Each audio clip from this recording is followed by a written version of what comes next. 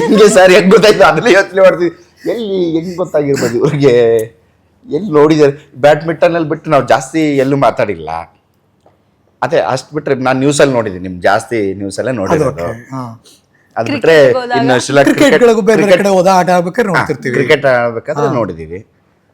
ಅದು ಬಿಟ್ರೆ ಮಾತಾಡಿಲ್ಲ ಸರ್ ಜೊತೆ ನಾನು. ಅದು ಹೆಂಗೆ ಅಂತ, ಅದು ನಾರ್ಮಲ್ ವಿಚಾರ, ಈಗ ಪರ್ಸನಲ್ ವಿಚಾರ ಗೊತ್ತಲ್ವ ಹೆಂಗೆ ಅಂತ ಸರ್. ಈಗ ನಾವು ಇಂಟರ್ವ್ಯೂ ಮಾಡ್ಬೇಕು ನಿಮ್ಗೆ, ಹೆಂಗ್ ಗೊತ್ತಾಯ್ತಿದ್ ಹೇಳಿ ಸರ್ ಅಂತೇಳಿ. ಜರ್ನಲಿಸ್ಟ್ಗಳು ನಾವು ಸೋರ್ಸ್ ಬಿಟ್ಕೊಡಲ್ಲ ಲೈಫಲ್ಲಿ, ಮನೆಯವ್ರಿಗೆ ಬಿಟ್ಕೊಡಲ್ಲ, ನಾನು ಜಗತ್ತಿಗೆ ಬಿಟ್ಕೊಡ್ಬಿಡ್ತೀವ ಅಂತ. ಬಟ್ ಕರೆಕ್ಟ್ ಅಲ್ವಾ ಅದು? ಅದು ಆಕ್ಚುಲಿ ಒಳ್ಳೆ ಗುಣ ಅದು.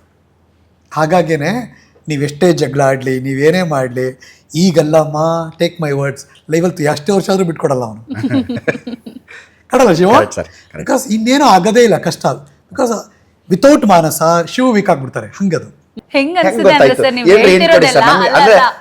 ನೀವು ಹಿಂಗ್ ಕೊಟ್ರಲ್ಲ ಹಿಂಗೆ ಅಂತೇಳಿ, ಈಗ ನಮ್ಗೆ ಏನಾದ್ರು ಒಂದ್ ಕೊಡಿ ಸರ್.